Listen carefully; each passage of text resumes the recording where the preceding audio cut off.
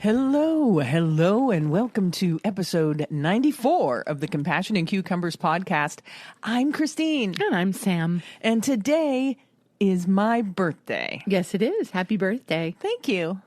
And did you have a good day? So far, my day has been pretty fantastic. Awesome. We went and got ourselves a car for my birthday. We did. Yeah. I mean, not actually for her birthday. No. It just happened that... It just happened to work out that way. Yeah. So... Yeah. So that was a fun day. And I don't know if you've purchased a car recently, really purchased a car at all, but that process takes so long. Yeah. And I really can't understand why. There's a whole lot of waiting around while people do things. Yeah. You know, there are processes that must be followed and, you know, things that must be done. So yeah. So it was like a long process. 4 or 5 hour ordeal. Something like that. Yeah. Yeah. But we did see some really cool cars in the process. We did. Not the one that we bought. Well, the one we bought was the one that we bought is cool. I'm very excited to get to drive it. Used. New to us. New to us. That's right. But there were some really cool, like almost futuristic looking EVs in the showroom. And it was kind of fun to check those out. It was. They have this new Hyundai electric car. Called the Ioniq. Yeah. And the instrument panel was like 2 iPads. Yeah. Put together. Yeah, it's like nothing you've seen in any car up to this point. Very futuristic. Very. And all the like lights, the headlights and the tail lights and everything were like these like LED clusters. They were they were weird. Super cool. The lights I really liked. Yeah. I liked the look of them. But yeah, the 2 iPad instrument panel freaked me out a little bit. Yeah. I know. I would think that would be distracting. I think it would be too. Yeah. But then again, we've never tried it, so we don't know. No, I don't know. But it was really cool to look at them. It was. Yeah.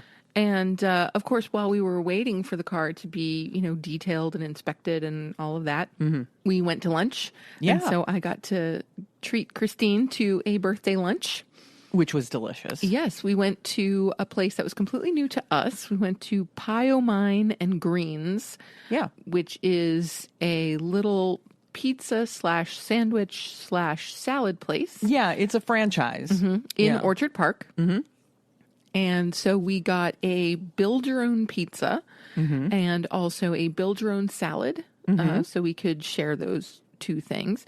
And I have to say, I was really pleased. I was too. First of all, they have vegan cheese. They have Dia mozzarella, which they keep in a separate refrigerator. So there's no cross-contamination. Which is beautiful. Yeah, because it's kind of like a Subway deal where everything, you know, all the ingredients are out on the thing and you go down the line and you pick. Right, and you pick all your stuff. Yeah, but so that there's no cross-contamination with the vegan cheese and regular cheese or any other animal product that they might have. They keep it completely separate, which is really cool. Which is really great. Yeah. And then at the end, one cool thing at the end, they ask you if you want like special toppings on your pizza. I'm like, what special toppings? I thought we chose, you get like fresh basil and cracked pepper and all kinds of. Which we did. Yeah. And they have actually a separate cutter for dairy-free pizzas. Which is just great. Yes. It's just great. Yeah. And there were a lot of topping options. There were several vegan sauce options, which was great. Yep. Also several vegan dressing options for the salad. So I appreciated all of that. The staff was really nice and friendly. The price point was decent and the food was good. Yeah. I give it 5 stars. Yeah, I really enjoyed it and would definitely go back there again. Yeah, I'd go back there again too. For a franchise, I thought they do a really good job. Absolutely. Yeah. And when it came to the pizza, I was particularly fond of the crust. It was nice and thin and really like both kind of crispy and chewy. Super thin, and they have a brick oven, which is cool. So they make your pizza while they put the pizza on a peel, the raw crust on a peel, and then you're sliding down the thing, and they're asking you what you want on it. It's really kind of a fun process. Yeah. And then you get to the end, and they put it into this brick oven, pizza oven. And you can watch your pizza spinning around inside this brick oven, which is really kind of cool. And it only takes like a couple of minutes, and then out comes your pizza. It's like perfectly cooked. Yep. Yeah, it was a lot of fun. Yeah, it was fun. Yeah, we had a good time. Yeah. So thanks for lunch. No problem. And so then we went back to the dealership and picked up the car and drove home. And here we are. So let's update you on our live trivia event. Yes, indeed. That we had this past Friday. It was a lot of fun. I think it was a success. I think so too. Yeah, we ended up with 4 good-sized teams. Yep. And I think everybody had a really good time. Food provided by Annette from Vegan Eddie's was the deli food. Fantastic. She made deli platters with sandwiches and wraps and her own homemade pepperonis and cheeses, and she had fruits and crackers, and it was beautiful. It was beautiful. Yeah. If you're listening, Annette, thank you again so much for providing the food for our trivia night because it was a hit. Yes, it was. Yeah. As several people said, hey, we thought we were getting light refreshments. This is dinner. Yeah. Which was really cool. Yeah, I thought it was good to have, some more substantial food for people. Yeah. So go keep them well fed and, so their brains are working. Absolutely. Yeah. And I think people enjoyed the questions. There were some difficult ones. There were some not so difficult ones. There were. People had a lot of fun with it. If people didn't know the answers, they were putting funny answers, which was fun. Yes. So, we had a really good time. And 2 of the teams ended up developing kind of a rivalry thing going on. So we have a feeling there's going to have to be a rematch at some point. Yeah. Yeah. So, they're demanding a rematch. All right. Well, we'll make that happen. Yeah. So thanks to Marcy at the Vegan Center there in Tonawanda and everybody that attended. Thank you so much because we just had a blast. Yes, we did. Yeah. And it's worth noting that when we were up in North Tonawanda for the trivia night, we took a trip to Good and Evil, one of our favorite places to go anytime we are in the Tonawanda area. So we head into Good and Evil, and lo and behold, I thought I had it in my head what I was going to get because I was determined not to get the same burger that I got the last 2 times that I was there. And of course, Sean did his usual thing and threw up all kinds of specials. Yeah, he does daily specials, and he usually runs them for a week. Yeah. But they're always like some far out thing. Yes. And so anyway, this week the specials were in the Chinese realm of cooking, and so I went ahead and got the sweet and sour chicken with vegetable lo mein, and it was ridiculous. It was delicious. Sam let me try it. His chicken product that he makes, it's all in-house made. The texture, the little crisp on the outside was perfect. Absolutely perfect. Yeah. Perfect. And the vegetables were all super fresh and very much al dente. The noodles were great. The sauce was lovely, neither too salty nor too sweet, which was fantastic. Yeah. As I got towards the end of the plate, which was huge, by the way. This was a massive plate of food. It was. It did get a little too saucy for me on the bottom. Yeah, but that's just you. But that's just me. It wouldn't have been too saucy for me. No, that's not a critique of the food. That's just, it got a little saucy for me at the end because I don't like my food heavily sauced. Right. And that's true of everything, whether it's pasta or dressings or salads or anything like that. I don't like a lot of sauce. Yeah. But it was just absolutely exquisite from start to finish. Yeah, and I got the souvlaki pita. Yep, you did. Yeah, with his pea protein chicken slices and lettuce and his own in-house vegan tzatziki and his own vegan feta and dressing. It was really, really good. Really hit the spot. I mean, it was probably the best Greek pita I've had. Nice. Yeah. That's great. And then, of course, I had to get it with the side of French fries because I can't keep myself away from French fries. Well, that's fine. Yeah. There's no need to. They were good. Yeah, they were good. Yeah. I did not have a bite of Christine's souvlaki wrap because I had enough to be getting on with my lo mein and sweet and sour chicken. So, but it was absolutely outstanding. And then as a trade, whenever we go to Good and Evil, I bring Sean some ginger candy that we introduced him to at a pop-up market last year. And so I go in and I give him ginger candy and he gives us a dessert. And so this time around, he gave us one of his bread puddings, and we didn't eat it while we were at Good and Evil. It was too were much. way too full. Yeah. So we brought it home and we had it the next day, warmed it up, and I have to say, I've never had bread pudding before. I don't think I have either, but if that's what bread pudding is, I'm on board. Me too. It was gorgeous. Yeah. It was just soft and buttery and appley and cinnamony, and there was a wonderful tartness of like craisins and golden raisins and this beautiful lemon sauce on it. Yeah, it like was, a lemon drizzle kind of thing. It was just crazy good. Comfort food. And as I was eating it, I'm like, I want this for breakfast, like in the fall. It would, on yeah. a chilly Sunday morning with some tea or coffee. Just give me a big plate of this because, oh my God. Yeah, it would make a fantastic breakfast. It really would. Yeah. And it's also a fantastic dessert. Yeah, with the fruit and... Oh, it's beautiful. Just beautiful. So... Yeah, so... Sean, once again, you've done it. Not like we're surprised. We're not. If you're ever in the Buffalo area, do not sleep on Good and Evil Vegan Eats. Their food is really out of this world. It really is. Yeah, it's next level. Yes. Yeah. Truly. Yeah. So what else? Oh, happy 4th of July, everyone. Yes. My nephew said to make sure to remind everybody to put out milk and cookies for Captain America tonight. And this is the boy who's getting married at the end of this week. He is. So much going on. We have so much going on this week. So much going on. Yeah. We have a kind of a positive update on the Asha Farm Sanctuary Tracy Murphy case. Yes, we do. Yeah, not to just, not to switch gears super quickly or anything. Well, you do that. That's your thing. Yeah, I can do that. I roll with it. It's all Yeah, but it turns out that the Cornell Law School is filing a lawsuit challenging the gag order Yes. that the judge placed on Tracy Absolutely. as unconstitutional. On June 21st, Cornell Law School's First Amendment Clinic filed a lawsuit in Niagara County Supreme Court on behalf of Tracy Murphy, animal rights activist and founder of Asha's Farm Sanctuary in Newfane, New York.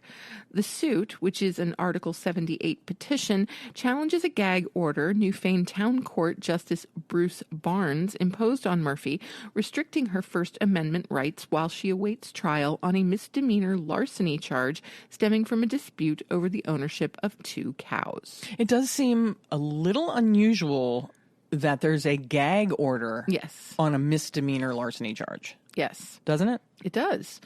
So the gag order imposes a blanket ban on Murphy's use of any form of social media, which the order defines to specifically include Facebook and public billboards, etc., while the criminal case against her is pending. Murphy's suit challenges the gag order on several grounds, including that the gag order is an unconstitutional prior restraint of speech in violation of the First Amendment, that the order is unconstitutionally vague and overbroad, and that the order violates New York bail laws. This article goes on to say the ability to interact with others on social media, whether that be through liking posts, commenting, or perusing timelines, is critical to the exercise of First Amendment rights in the modern day. That comes from First Amendment Clinic Summer Fellow Eamon Naga, and Eamon goes on to say, by blocking Murphy's ability to use social media and express her views publicly, the gag order effectively strips Murphy of her voice. It also sets a dangerous precedent for other criminal defendants to be unlawfully silenced too, regardless of whether they share Miss Murphy's views about animal rights. Stated Murphy, Asha's Farm Sanctuary is founded on spreading hope and love. The gag order is inhibiting my ability to do just that, as well as my ability to fundraise for the sanctuary and advocate for myself and the animals I care so deeply about helping. And the Supreme Court has made very clear that blanket gag orders like the one Miss Murphy challenges are unacceptable under the First Amendment. And this comes from Christina Nietzsche, a Stanton Fellow at the First Amendment Clinic and counsel for Murphy. Courts cannot pick and choose who gets to enjoy free speech rights based on factors like politics and personal lifestyle differences. For the First Amendment to mean anything, we must all have these rights, vegans and ranchers alike. Murphy is represented in this suit by Nietzsche, assisted by Clinic Summer Fellows Naga and Karam Lisbeth Herrera. The matter is pending in Niagara County Supreme Court as Murphy v. Barnes. Murphy is represented in the parallel criminal matter by Chris Carraway with the Animal Activist Legal Defense Project at the University of Denver Sturm College of Law, Wayne Sung of Direct Action Everywhere, and Bonnie Clapper, former federal prosecutor and current member of the Direct Action Everywhere legal team. Murphy's criminal defense team previously challenged the same gag order before Justice Barnes, as well as an earlier version of the gag order Town of Somerset Justice Pamela Ryder imposed at Murphy's arraignment. Yeah, so it definitely seems, I mean, in my opinion, I'm not a lawyer, obviously, but it seems like her First Amendment rights are being infringed upon. Oh, absolutely. Yeah. Yeah. From the moment I learned that she was under a gag order, that just felt very suspicious to me, and very biased. Yeah, it's one thing to say, look, you can't be discussing this case in public. That I understand. Right. But for her not to be able to fundraise, not to be able to talk about her sanctuary. Not be able to use Facebook. Yeah, not be able to post on Facebook animal rights information and stuff like that. I think that totally is squelching her First Amendment rights. It's definitely going too far. I mean, if you're going to say you cannot speak specifically about details of the case, that's one thing. Right. That's okay. Yeah. That's fine. Because that's also a very common restriction. Yeah. So I wouldn't see any issue with that at all. But to, like, in a blanket sense, restrict her freedom of speech, I think it's a problem. Yeah. So I hope that they have some success with that suit. Let's hope that the courts agree. I hope so. Yeah. We'll keep you posted. We sure will. Ooh, moving on to our recipe. We have a recipe this week from our vegan kitchen.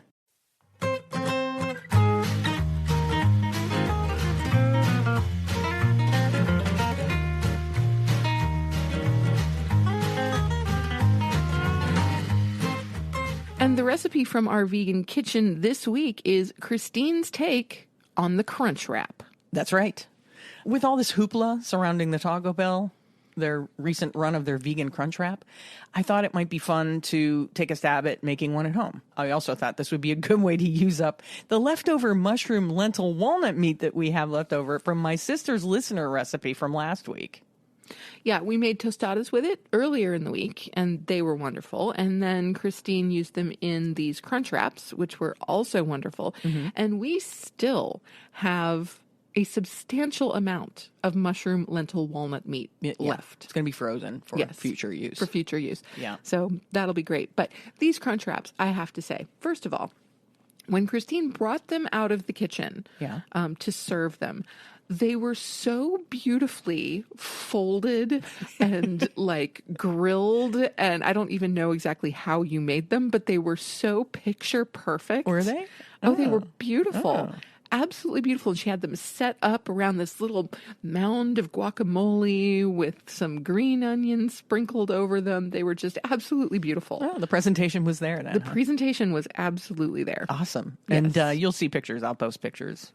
I even took some video. So there'll be some video and pictures on our socials so you can peruse those. And if you would like the recipe for my Crunchwrap, because I did develop a cheese sauce, and I did a riff on Dustin Harder's vegan sour cream. Super cool. So I'm going to include that recipe on our Patreon for our patrons. So if you'd like to get your hands on any of the recipes that we do for from our vegan kitchen series, become a patron on our Patreon page, and they're all yours. Yes. And let me tell you, if you are ever kind of jonesing for Taco Bell, this Crunchwrap of Christine's far exceeds the Taco Bell Crunchwrap. It's so much better. It still kind of scratches that fast food itch. Sure. You know, but it's so much better than anything you're going to get at a Taco Bell. Yeah, they turned out really well. And they did. I've been meaning to make one. I've watched so many videos of people making Crunchwraps. I mean, I can't even tell you. I enjoy watching people make them because they're fun. Yeah. And I kept saying to myself, I got to try to make a Crunchwrap. And then this Taco Bell thing kind of like kicked it into gear for me. Sure. That and paired with the fact that we had all that leftover lentil walnut stuff. I'm like, this is a perfect opportunity for me to try the Crunchwrap thing. So and it was beautiful. Yeah. Absolutely beautiful. Yeah. So tasty, so satisfying. Loved it. Yeah.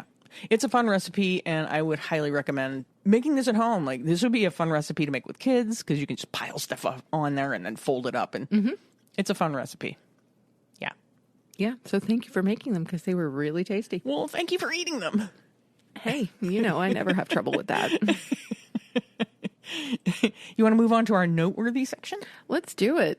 So first up in our noteworthy section is a celebrity chef bans all vegans from his restaurant after a customer complained about her meat-free meal. Yeah.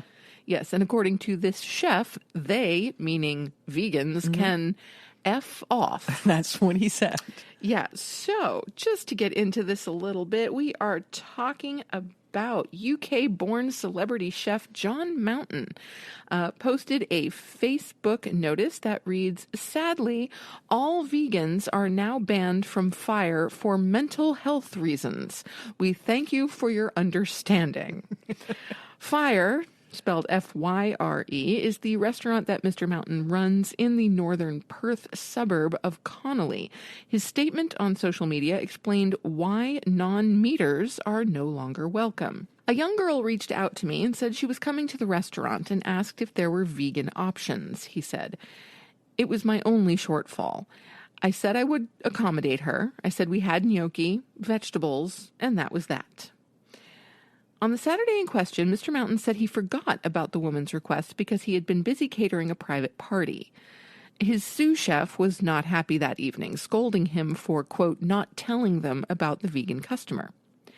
On Sunday, the young woman lodged a complaint, which stated, "My only option was the vegetable dish. It was okay, but not that filling, and I was shocked to see it was $32. She wrote in her complaint via a direct Facebook message, as reported by Per Now. I think it's incredibly important nowadays that restaurants can accommodate everyone, and not be able to have actual plant-based meals shows your shortcomings as a chef.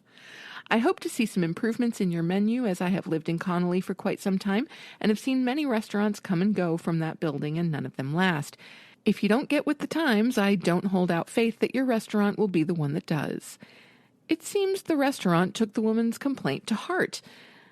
They say, "As for vegans or vegetarians being a very low minority, especially in the northern burbs, I try to accommodate everyone else," its response stated. "Thanks for your negative review. Please feel free to share your experience, and I look forward to not seeing you again." Yeah. How very childish. You and all your vegan mates can all go and enjoy your dishes in another venue. You are now banned. That seems like a rational reaction to what seems like a valid bad review. Yeah. A $32 plate of vegetables? Come on. Yeah. Come on. Yeah. So yeah, if you were thinking about going to Fire, if you are in the Perth area and were thinking about going to Fire, I would say look elsewhere. And in a related story, this isn't working out very well for the chef. Apparently his girlfriend left him because of all of the backlash. There really isn't a whole lot more to say about that. He says his girlfriend left him because of all the backlash from all the vegans. My guess is it sounds like the guy's a bit of a jerk and his girlfriend finally had enough. But that's just my opinion. I don't know the guy, but it seems like from his response to this review that he's not the easiest guy to get along with.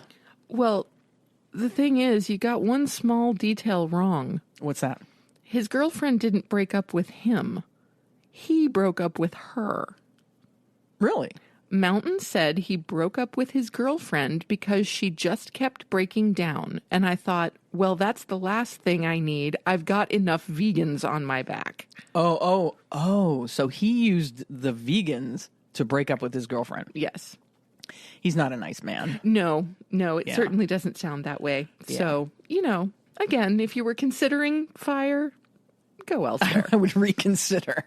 Yeah, definitely reconsider. I'm sure there are plenty of other wonderful options in Perth. Oh, yeah. I'm sure there are.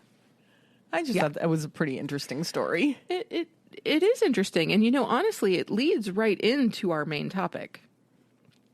Yeah, let's move on to our main topic.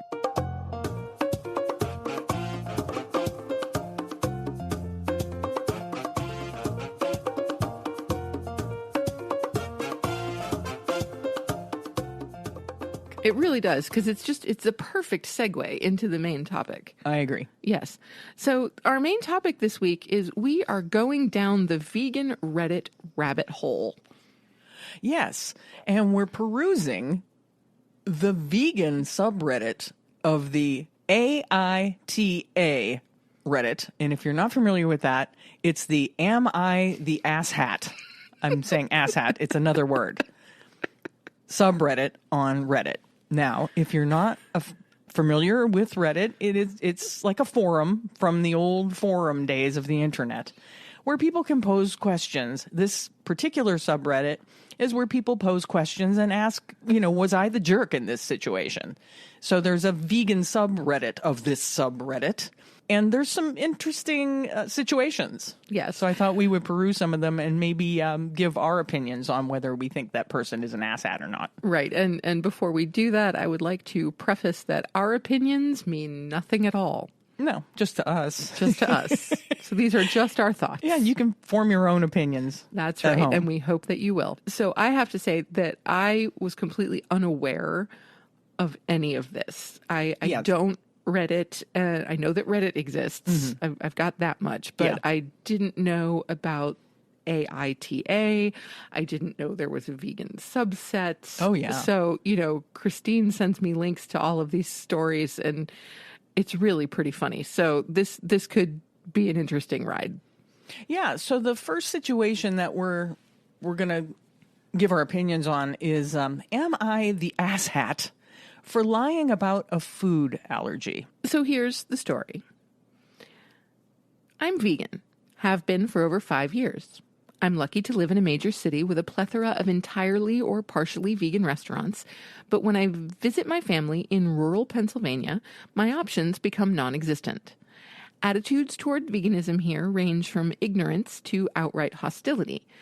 I try to avoid eating out with my family when I'm home at all costs, but sometimes it simply isn't avoidable.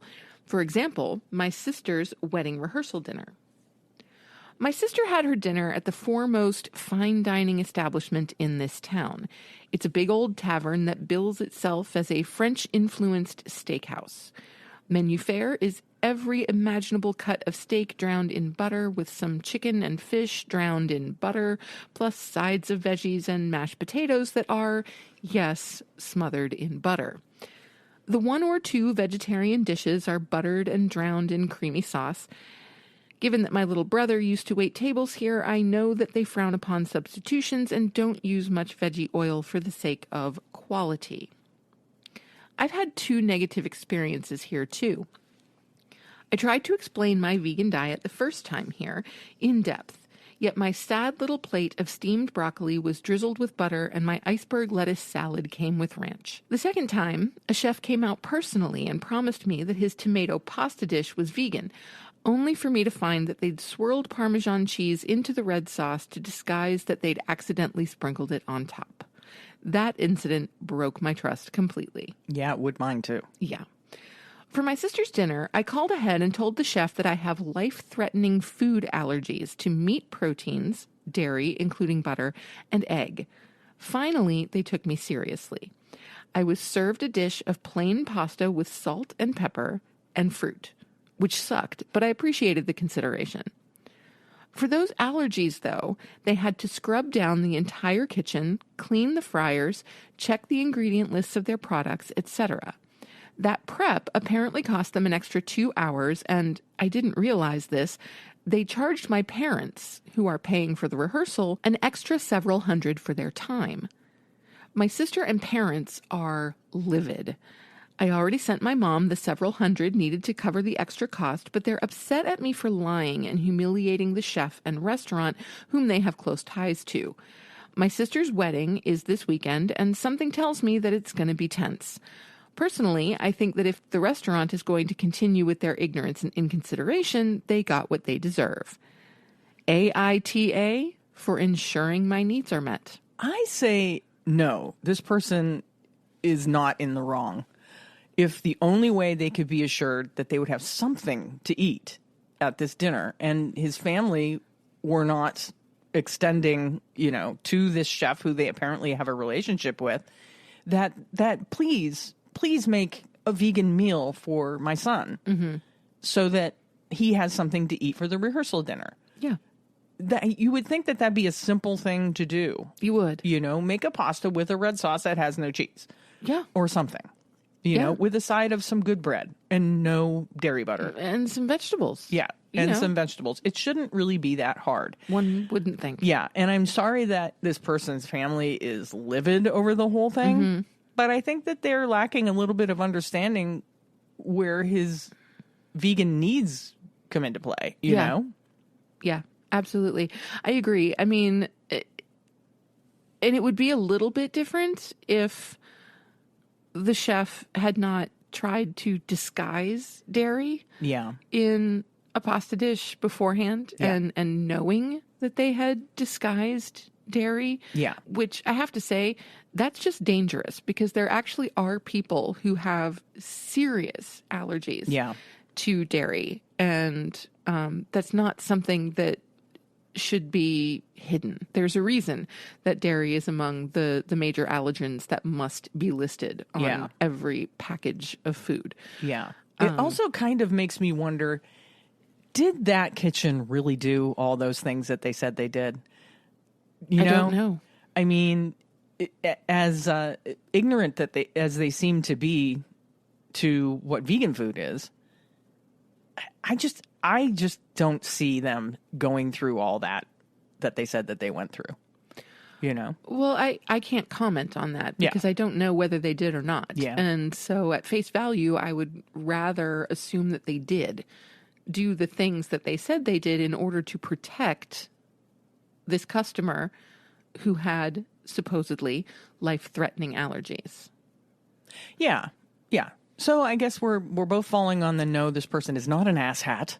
No. It was a little extreme to say that he had allergies. Well, no, I don't think it was extreme to say that he had allergies. I think it was a little extreme to say that they were life-threatening. Yeah, maybe that's it. Yeah, maybe that's if he had just said he has allergies and not life-threatening allergies. Right. It may have been different. Right. So so asshat? No, I don't think so. I don't think there's anything wrong with making sure that your needs are met. Yeah, and I feel bad for this person that his family totally disregarded him when it came to the food for the reception or for the rehearsal dinner. Yeah. You know?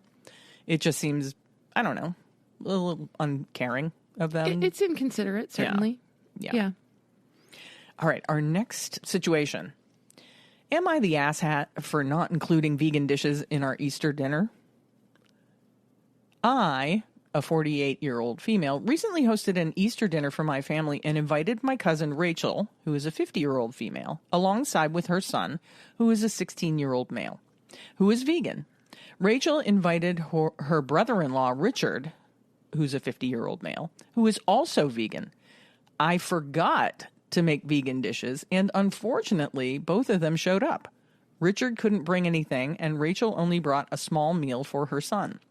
So there wasn't anything I could really make. Rachel called me an asshat for not preparing ahead and accommodating them. Am I? Okay. The one thing that gets me here is you're hosting an Easter dinner for your family. This is something that you are likely planning. This is probably not something that you're just throwing together at the last minute. Oh, no. And you're going to know who is attending. This person invited them. Yes. The cousin's son, and the cousin's brother-in-law. Yes. And so if you know that 3 vegans are coming to your Easter dinner and you do not have even one dish that is appropriate for vegans. Yeah. I'm sorry, but a little bit, yeah. I think if this person hadn't said, I forgot to make vegan dishes, how do you forget you have 3 vegans coming to dinner? You don't. You probably don't. No. I mean, especially when they're related to you. I mean, Right. This is a cousin and her brother-in-law and their son. And I mean, it's people it's people you're familiar with. Yeah. It's not, brand new people coming into your life all of a sudden. Yeah. So I don't know if I would go so far as to say asshat, because I think that's a little strong. Yeah. But it was certainly inconsiderate to not have at least one thing. I mean, if nothing else, just a big salad. Yeah, make a big green Just salad. make a big green salad. With lots of nuts and That's maybe, chickpeas. Or, That's right. something. And you know what? It's Easter. You're probably having some kind of roasted potato. Right. Make the potatoes vegan. Put the potatoes on the salad and you're good to go. Yeah. I mean, come on. Make a vegetable side dish without dairy butter. Exactly. It's not that hard. Yeah. Yeah. So why I wouldn't necessarily go to asshat, I would say it was a bit inconsiderate. Yeah. And it seems like most of the people who commented on this particular situation agreed that this person was a bit of an asshat. Yeah. One person said, because you say you forgot, which tells me you were aware of the fact that they're vegan. Right. And this person says, why would you invite someone you know that has dietary restrictions and not accommodate them? Yeah. So, yeah, unless this person has some form of dementia, I really don't understand how you could forget that you have 3 vegans coming to dinner. Right. Yeah. And if you didn't know what to make, ask them. Absolutely. Yeah, absolutely. Yeah. All right. Situation number 3. AITA for telling a vegan friend that after a cow dies, we eat them. I, a 23-year-old female, was talking to a friend, a 26-year-old male, in a casual conversation. At the time, he was cooking dinner and was complaining that his curry was done before his rice. He added that he loves rice and always makes it, which wore out his rice cooker over time. I asked why he eats rice so much, to which he replied that it goes with everything. I disagreed and told him that it doesn't go with cheese. He said that he doesn't eat cheese. I was shocked, telling him how cheese is love. After I sent that, I realized that I effed up because I forgot he's vegan. I should have apologized at this point. He told me that cheese costs the life of many cows and calves. Naively, I replied that no cow has to die for us to get their milk.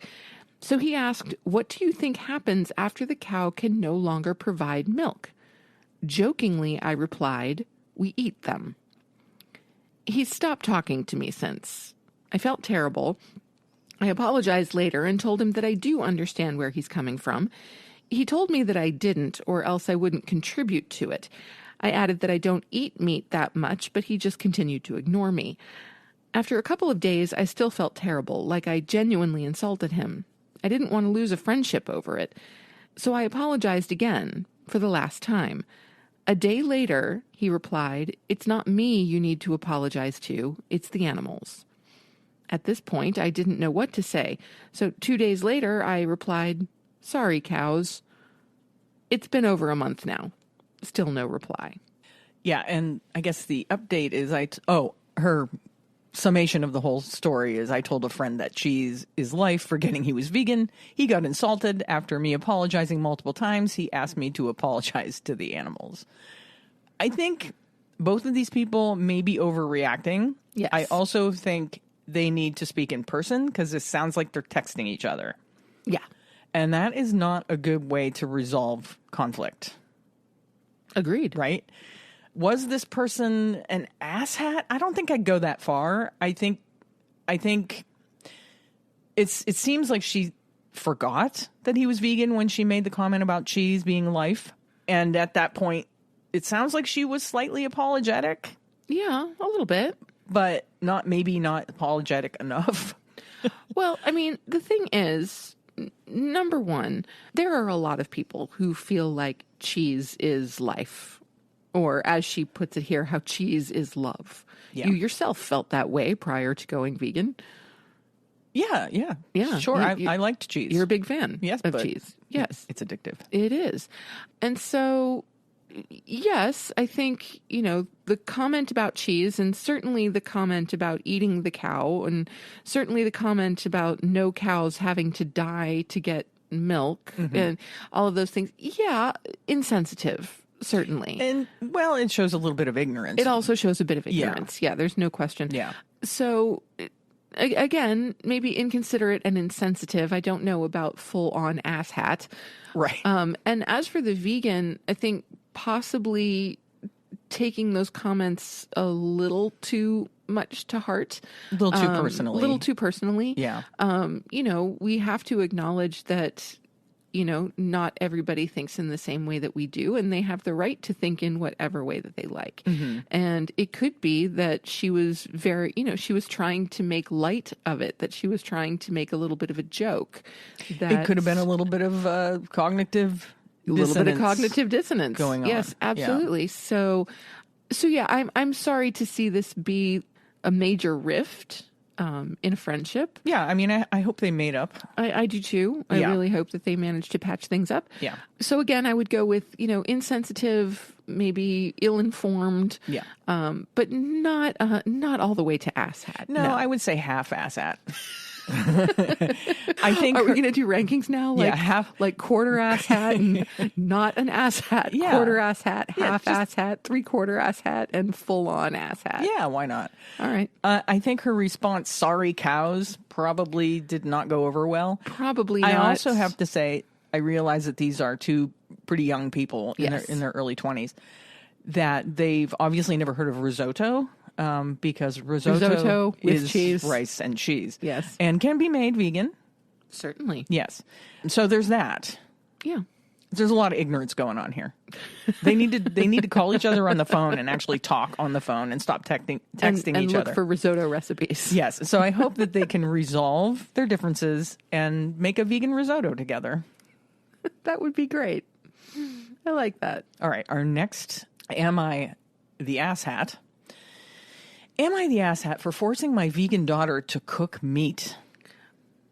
I can just stop you right here.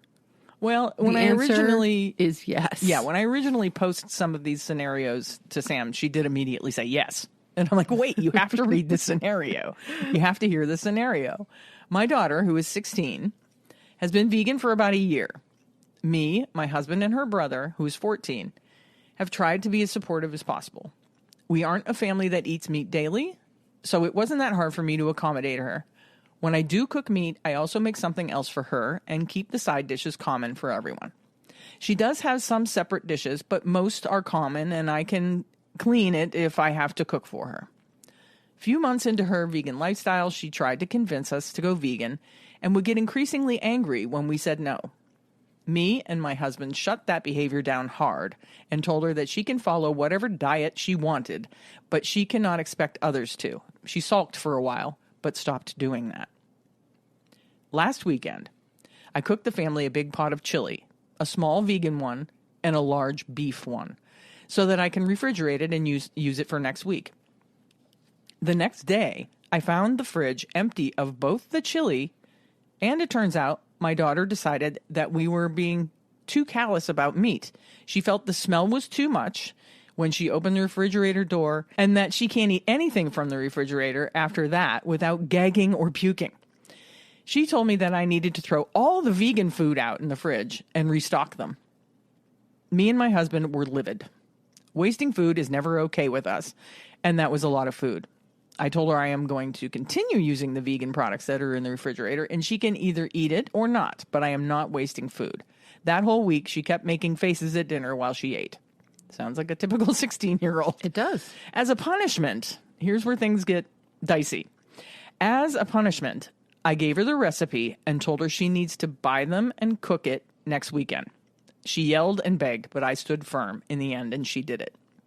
While the cooking was finished, I told her that wasting food is never okay in this house and pointed out that instead of X amount of meat being used, 2 times the amount of meat, since it seemed to be confusing, I meant as X amount in the pot that she wasted plus the X amount in the new one.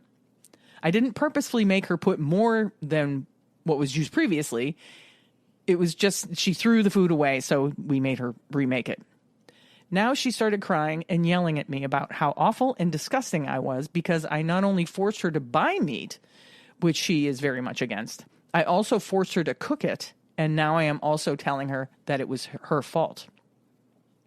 She's really upset about this, so I'm wondering if I went too far. Should I have picked a different punishment? My husband and brother definitely think what I did was right, while my parents think I was in the wrong. I thought I would put it to the vote. Am I the asshat? Yes. She's most definitely an asshat. Yes. To make her vegan daughter not only buy meat, but cook with it. Yeah. too far. She Way went too way, far. yeah, she went way too far. Now, to be fair, the daughter was wrong too.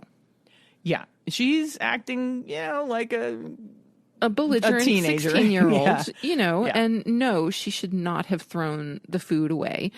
It was absolutely ridiculous for her to say that now all of the vegan products in the fridge were ruined and they should be replaced. That's way too far as well. She was being very overly dramatic, Yes. obviously. Yes. And so while the daughter's actions were certainly wrong, the mother's response to it is going way too far. Oh, yeah. Way too far. Way too far. I don't blame the daughter for being very upset. Make the daughter, do extra work around the house or something. Sure. Make her pay for the ingredients that were make wasted. her pay for it. Sure. That kind of a thing, but you do not force a vegan to buy meat and then cook it. Yeah. That is just heinous. Yeah, and it seems like I don't know these people, but it seems like the daughter is an ethical vegan and the mother is considering it a diet. Yes. That's the vibe. What it sounds like. Yeah, it's the vibe I'm getting here. So, yeah, sorry, Mom. You're an asshat. Yeah. 100%. Your kid was wrong too, but you went too far. Yeah. The kid is 1/8 an asshat. The mom is 100% asshat. Oh, yeah, no question. Okay, the next one we have. Am I the asshat for discussing veganism and bringing a vegan dish to Thanksgiving dinner? Early in 2020, I, a 22-year-old female, decided to go vegan. It was an idea I'd been toying with for a while, and being home by myself and having the time to figure it out, I decided to go for it. I have been vegan for 15 months now, and I love it. For Thanksgiving this year, my parents invited some extended family, and I offered to bring dessert. I made pumpkin pie, and yes, it was vegan. I honestly wasn't expecting to be able to eat much beside the veggies, but my mom surprised me by making the entire dinner, minus the turkey, vegan-friendly, meaning margarine instead of butter in the mashed potatoes, veggie broth for the stuffing, etc. I was delighted that she went to the effort. Dinner comes around, and I'm happily eating a full plate minus the turkey. One of my uncles noticed and asked why, and I told him I was vegan now. He rolled his eyes and told me it's not a real Thanksgiving dinner without turkey. My aunt, his wife, asked me why, and I explained my reasons, mainly that I think the industrial meat, dairy, and egg industries are needlessly cruel, and I don't want to participate anymore. My uncle got offended at that and started accusing me of being holier than thou, and started to spout out anti-vegan arguments, which I mostly ignored. My cousin said, "Wait, how are you eating the mashed potatoes?" And my mom jumped in, explaining the recipe. My aunt started talking about how unfair it was that my mom had to spend extra time and money in the kitchen for me, even though my mom insisted it was her choice. I brought my pie out for dessert, and my uncle said, "Let me guess, this is vegan too?" And I replied, "Yes, it is." He didn't try it, and neither did most of my family, and they complained about not getting a real dessert. Then most of my family left early, right after dessert. My uncle texted me this morning saying that my behavior was unfair and that I shouldn't be pushing my lifestyle on anyone. He accused me of ruining Thanksgiving dinner by preaching and serving fake food, accusing me of guilting my mom into going along with this phase. He said I made the whole dinner about me. His text has been weighing on me all day. This was our first time seeing extended family since everything went upside down, and maybe I should have kept my mouth shut or bought a normal pie that everyone could enjoy. Am I the asshat? No, this person is not an asshat. But her uncle is. Yeah, and I would say maybe she should read the room a little with her family, and maybe she shouldn't have brought up. Well, they brought it up. They brought it up. Yeah. They noticed that there was no turkey on her plate and Right. asked why there was no turkey on their Yeah. plate. So, yeah, no, it's not like she brought it up, and it's not like she was preaching to them or anything. Nope. They asked a question. She simply answered it. That's right. And of course, and I believe it's perfectly logical for everyone at a gathering to assume that any food brought by a vegan is going to be vegan. Yeah, and the fact that the aunt got offended that her mom had to spend extra time and money. What extra time and money? Right. She used vegan butter instead of dairy butter in the mashed potatoes. Yeah. It's not really a recipe. No. I don't know if you've ever made mashed potatoes, but it's like, you don't even have to add butter if you don't want. You could use broth very easily. Yeah. Veggie broth would be no problem. Right. Yeah. Veggie broth, a little bit of plant milk. Yeah. Bob's your uncle. Hey, you brought Bob's your uncle back. We're bringing back the Bob's your uncle. Alrighty then. But yeah, I think the reactions of the aunt and uncle were way over the top. Yeah, for one to be like that at dinner and then to text her the next day. Yeah. Telling her that she ruined Thanksgiving. I mean, this guy seems like a drama queen. Totally. And, if the uncle and aunt want to prevent this kind of drama in future, number one, there's no reason that you need to pay attention to what is on your niece's plate. Right. Number two, if you're so worried about having a real dessert, like bring a pie or cake yourself. That is something that you would want to consume. Or go ahead and try the vegan pumpkin pie, because you know what? I'll bet it was really freaking good. I bet it was too. And to call her food fake food. That's just insane. It's ignorance. It's complete ignorance. And utter ignorance. At that point, I probably would have said, here's what's in it. Nothing in here is fake. Yeah. It just does not contain animal products. Right. Yeah, the idea that if it does not contain meat, dairy, or eggs, it's not real is absolutely absurd. Yeah. So the answer is no. Definitely not. You are not an asshat, but yes, your aunt and uncle are a bit of asshats. Mostly the uncle. Yeah. The uncle is the asshat, and the aunt is maybe an ass scarf. Okay. All right. I think we're just going to do one more. I have a lot of these. And we do have quite a few. We can make this a recurring thing. We can. Yeah. Yeah, I like it. But I think we'll just do one more. Okay. Because so the episode doesn't go super long. That seems reasonable. Yeah. This last one that we're going to talk about, which I think is a really interesting one. Am I the asshat for refusing to pay for my friend's meal at a barbecued restaurant as a vegan? I, a 30-year-old male, am vegan for the last 6 years for personal reasons. I never tried to force it on someone, not even my girlfriend of 28. She eats meat 2 to 3 times a week. I never told her anything about it. Same for every member of my family. Last week, I invited an old friend, who's 30, to go out. Since the dinner was on me, I proposed a list of restaurants convenient to me, vegetarian and vegan restaurants with fresh and great food. My friend was not happy with it, and he kept telling me he didn't want to go to a meat-free place. He had a barbecue restaurant in mind and kept pushing for us to go there.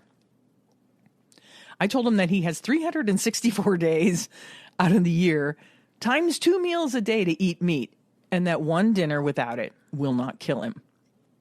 It didn't convince him, and he insisted that we go to the barbecue place. So I told him, we'll go, but that I will not pay for your meal.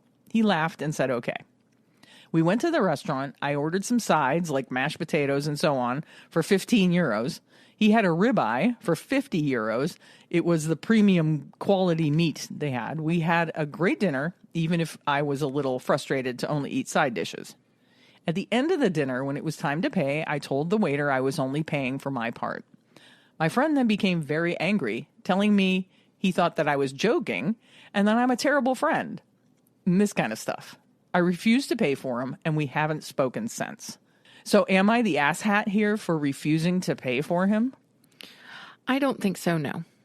I don't think so either. He told the guy in advance, if you're going to eat meat, I'm not paying for your meal. Right. I think that there was an opportunity missed for some compromise here. Yeah. Like, okay, so maybe the omnivore friend doesn't want to go to a meat-free place, but to go to a barbecue restaurant. Barbecue restaurants are notorious for not having any vegetarian or vegan options. Right. So why not choose a restaurant that would satisfy both the omnivore's desire for meat and the vegan's desire for a vegan meal? There are plenty of places. Go to Applebee's. Right. There are Get an plenty of Impossible places Burger. everywhere that have at least one solid vegan option on the menu. So I really But he think, still wouldn't have paid for his friends. and that's meal. fine. That's absolutely fine. That's a personal choice, and a lot of vegans would make that choice. I'm not going to contribute, which means I am not paying for you to eat meat, eggs, and dairy. Yeah. And I don't think that's an unreasonable stance to take. I don't think so either, especially since he said ahead of time, look, if we're going to this barbecue place, I'm not paying for your meal. Right. And the fact that the friend thought he was kidding, obviously he doesn't take this guy's veganism very seriously. It sounds like he probably doesn't, even though, he's saying he's been vegan for 6 years. So, it's not a phase. Yeah. So no, I do not think that the writer of this is the asshat by any stretch of the imagination. And this just reminds me of a situation that I was in, I want to say about a year and a half ago. Well, maybe it was last summer, actually. A friend of mine and I went to lunch at a cafe in town where they have both vegan and non-vegan options. Mm-hmm. And the friend in question is not vegan. And I had invited him to lunch, and so I was paying for lunch that day. And he ordered a vegan meal, even though he wasn't vegan. And I told him, I said, it's okay. You don't have to order vegan food. I've invited you to lunch, and I know what this place offers. Sure. Please eat whatever you want to eat. Yeah. He's like, I appreciate that, but you're paying for my meal, and I don't think it fair to make you pay for meat, dairy, or eggs, given that I know what your beliefs are. I think that's a fantastic attitude. Like, seriously, I was floored, like just completely floored, because I did not expect that at all.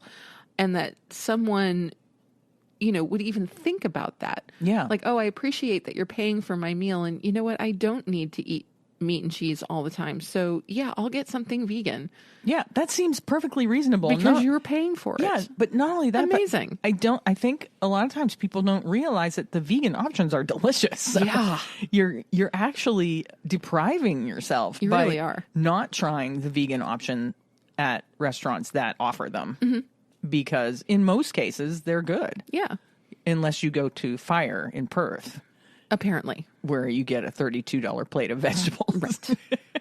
Right. But yeah, I think that's awesome. And I think that's a really great attitude to have. And the fact that you didn't, that you told him that he didn't have to do that. And that no, still... because it's not my place to force him to eat in a way that is unusual for him. Yeah, but I think that him respecting the fact that you offered to buy the dinner was so cool. That he was totally so unexpected. Yeah, that he respected your ethics that much to not purchase animal products and make you buy, pay for them. So amazing.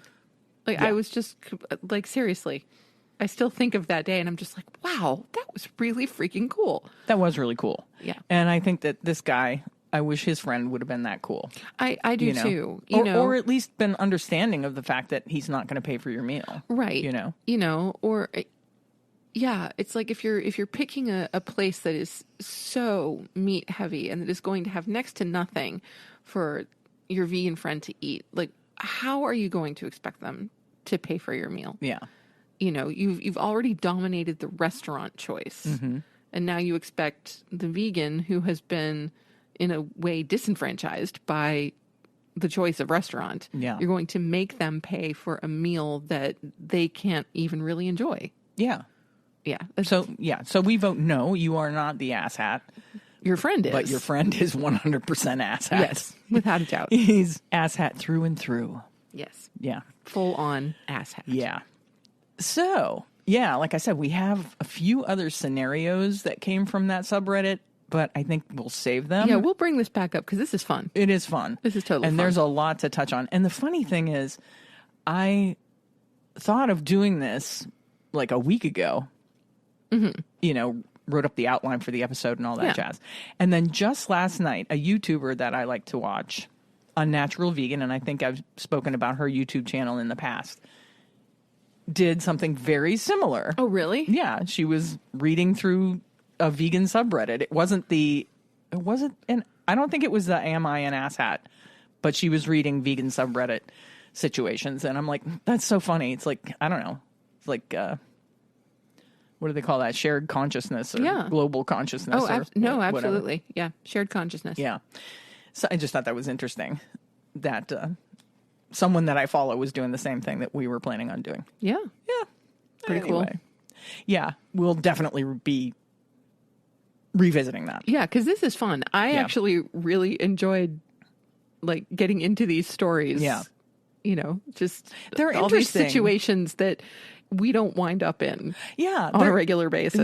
They're just unusual and they are interesting, and I think it's kind of a good exercise to like hash these out and like who was wrong and why were they wrong. Yeah, they bring up some good philosophical questions. Yeah. So great idea. Yeah. Well, let's move on to our reason to be vegan of the week. Sure thing. So once again, this week's reason to be vegan is coming from 72 Reasons to be Vegan, Why Plant-Based, Why Now by Gene Stone and Kathy Freston. And this week's reason is in honor of Christine's birthday. So Christine has completed yet another journey around the sun. Yeah. And so this week's reason is number 36. You want to live longer than a caveman. Well, I don't know about that. Well, I mean, cavemen didn't live very long, did they? I wouldn't imagine. Yeah. You've probably heard of the paleo diet, also known as the caveman diet. The theory goes that humans should be eating what they supposedly did 2 million years ago. That means copious amounts of meat, fish, fruits, vegetables, nuts, and seeds. We're on board with those last 4 items, but the first 2, unfortunately, destroy all those good vibes. The paleo diet sounded revolutionary when it gained a cult following about a decade ago, but it's actually been around for years. Take the Atkins diet, which demonizes carbs while encouraging protein-rich meat and eggs. Sound familiar? Both diets shun nearly all whole grains and beans. And with both, you generally can't have even your favorite legumes, including peanuts, beans, lentils, and tofu. What does the science have to say about eating this way? In 2018, the European Society of Cardiology released the results of its landmark study comprising nearly 25,000 people over more than a decade. We found that people who consumed a low-carbohydrate diet were at greater risk of premature death. Risks were also increased for individual causes of death, including coronary heart disease, stroke, and cancer. These diets should be avoided.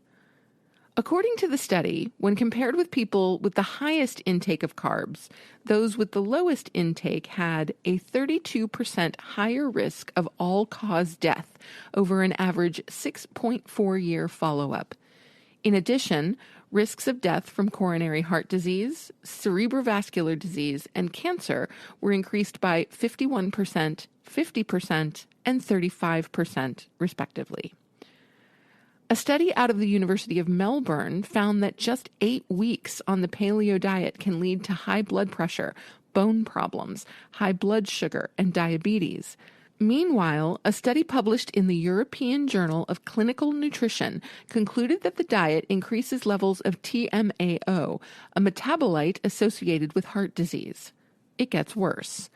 Another study found that after 10 weeks on the paleo diet, subjects' LDL, the bad cholesterol, jumped by over 12%, while total cholesterol ballooned by more than 6%. As we know, elevated cholesterol levels are directly tied to an increased risk of congestive heart failure and a host of other chronic diseases.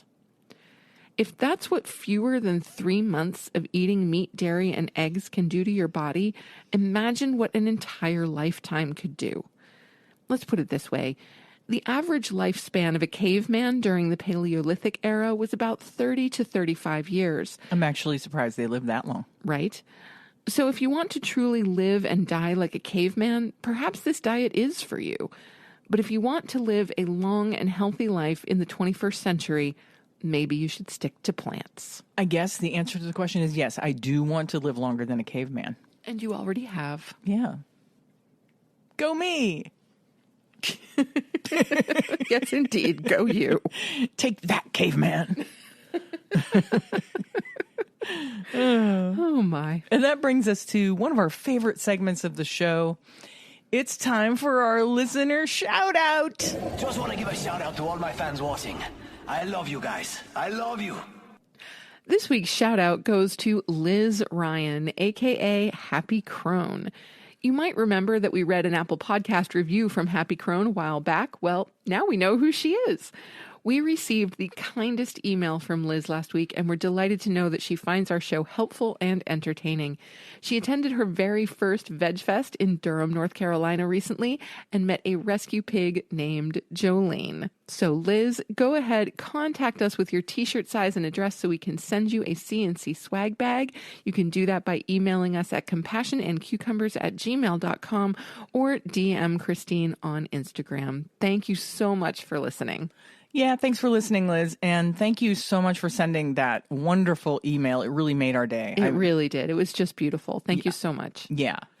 You just don't know. I may have said it before, but I'm saying it again. How getting an email from one of our listeners just makes me so incredibly happy and giddy. Mm-hmm. It does. When I see something from one of our listeners in my inbox, a little part of me just jumps up and down. Like, ooh, somebody wrote us.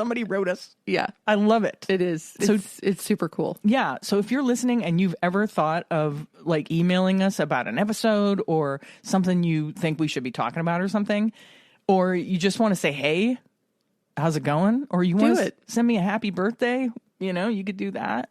Don't be shy. Yeah. Send it out because I love hearing from you people. Yeah. We do. We just love it. It's great. It is great. Yep. And that's it. That brings us to our housekeeping section.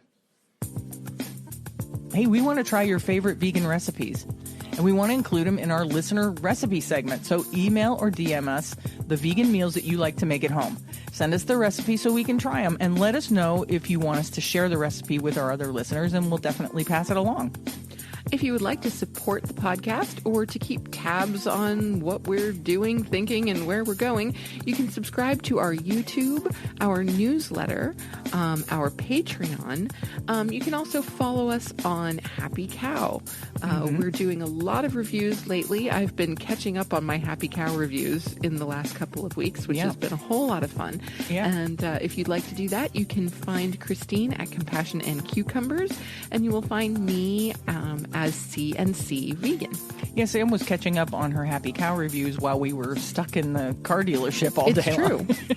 Yes, that time was not wasted. No, I was doing Happy Cow reviews. She didn't waste it. Mm-mm. Oh, and I have to say, on that note, we did manage to have a conversation with our salesman about veganism. We did. And I told him I could recommend some, because he said he suffers from cognitive dissonance. He didn't put it in that way, but he said that, he eats meat, he eats animal products, and he knows the terrible things that they're put through, but he doesn't want to think about it. Right. And I said, well, I can give you a list of movies you could watch that will help you to ease you into thinking about it more. Right. So that you can walk away from it a little bit. Yeah. So it was pretty cool. It was a good conversation. Where are we? Oh, we have a new fundraiser, which is only a couple weeks old, for Food Empowerment Project at our Buy Me a Coffee site. That's at buymeacoffee.com/cucumbers. If you're not familiar, Food Empowerment Project seeks to create a more just and sustainable world by recognizing the power of one's food choices. They encourage healthy food choices that reflect a more compassionate society by spotlighting the abuse of animals on farms, the depletion of natural resources, unfair working conditions for produce workers, and the availability of healthy foods in low-income areas.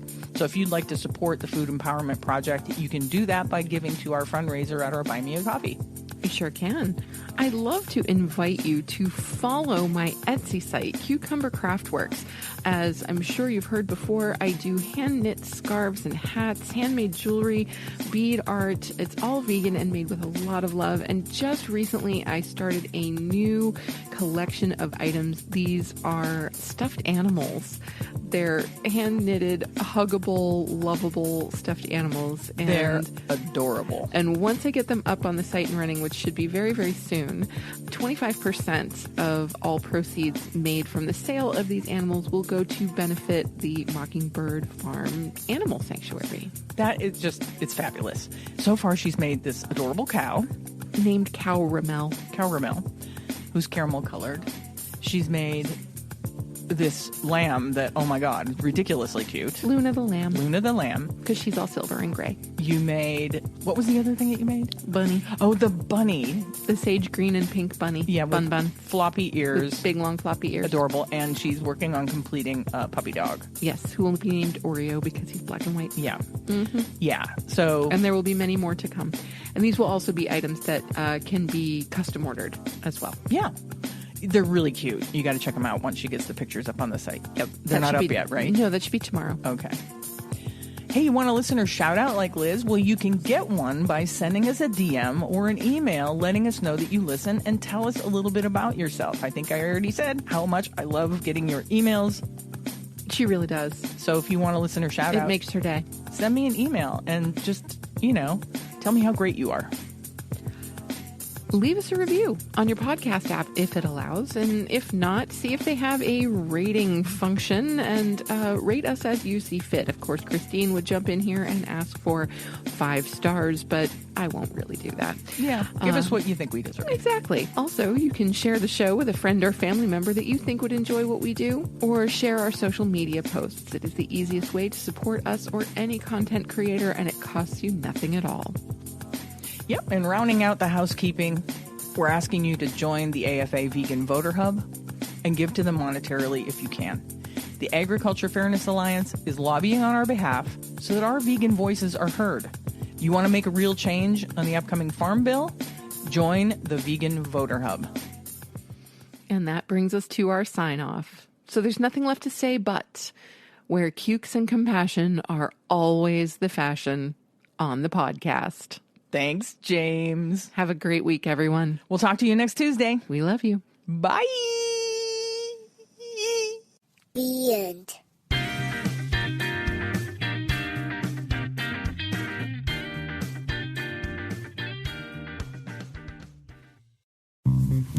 Do you want to support the Compassion and Cucumbers podcast? Well, you can do that by joining our Patreon page. We have 3 different levels of support, and all 3 come with their own special bonuses. Hey, you can support the podcast and get yourself some really cool merch. All the links and deets are in the show notes. We'll catch you next week on the next episode of Compassion and Cucumbers.